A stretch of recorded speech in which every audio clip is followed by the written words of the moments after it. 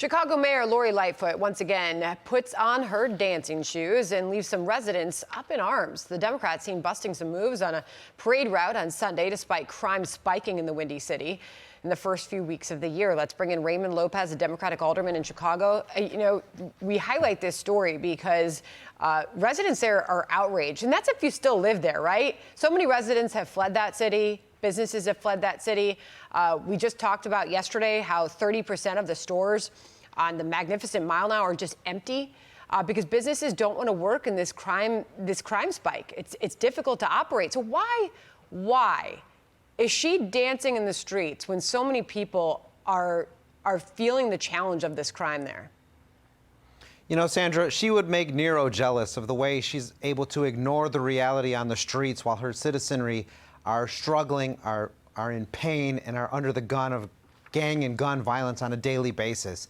The fact that she is so disconnected from reality that she thinks it's apropos to dance and sing, even badly, at a joyous event while so many of my neighbors and fellow residents of Chicago are struggling, shows that she does not know or does not care about what people go through on a daily basis. When murders are up, there are thousands of victims across every neighborhood in the city of Chicago, and yet she thinks it's her right to enjoy the occasion and celebrate her mediocrity as mayor of the city of Chicago. I highlight that you are a Democrat, Chicago alderman, and I wonder if there are more of you speaking up about this.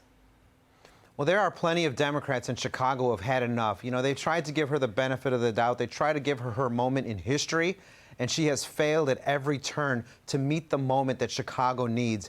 And many residents throughout the city of Chicago are anxious for the next 28 days to get by so that we can finally boot her from office and set our city on the right path. Bring in some common sense leadership to the fifth floor and have a new generation of city council members who can push back against the left of left mentality that thinks that we need to coddle and cradle criminals in order to build coalitions in Chicago. I want to play this sound of Diana Diacomo. She is the Chicago woman. We had her on this program. She was robbed at gunpoint right there in the Lincoln Park neighborhood of Chicago, which is historically one of the safest neighborhoods there. She, on this program, vented frustration with the crime crisis, saying, quote, "We feel completely defenseless." There are many others who have spoken up saying that they have been the victims of crime in some of even the nicest neighborhoods there. She went on Fox and Friends this morning responding to that video of Lori Lightfoot dancing. Listen. We have a complete breakdown of any kind of structure in terms of punishment, enforcing any kind of laws. The leadership is completely out of touch. We have a mayor and a state's attorney who don't believe in prosecuting anything. I mean, you can just sense the emotion there because she's probably still in shock what happened to her. Remember this video? We can put it up on the screen now. This was December 14th, just this past December.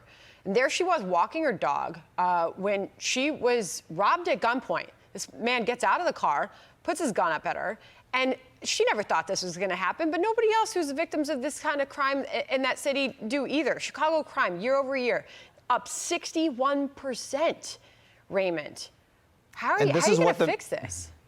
And this is what the mayor is dancing and celebrating, the fact that she's so disconnected from the violence that people see. The way that we correct this is by enforcing common sense laws, holding criminals accountable, and demanding better when they go to court. And we have seen where Lori Lightfoot and her endorsed candidate for state's attorney, Kim Foxx, have turned a blind eye routinely to the victims of violence in our city, only to prop up and embolden criminals who think it is their birthright now to be on the offensive in every neighborhood. If we want to restore our city, if we want to make this again the most American of American cities, then we need to start enforcing the laws, holding criminals accountable, and doing better. We cannot continue with this infatuation with criminality that seems to have taken hold of the Democratic Party at Brit. That's a big statement. You just took it from a local level to a national level, Raymond. Well, it's true, and we see this time and time again from one coast to the next, where we think that enabling criminality makes up for something of the past, and it does not. Got it. Raymond Lopez, appreciate you coming back on the program. Thank you very much. Always a pleasure. Okay. I'm Steve Ducey. I'm Brian Kilmeade. And I'm Ainsley Earhart. And click here to subscribe to the Fox News YouTube page to catch our hottest interviews and most compelling analysis.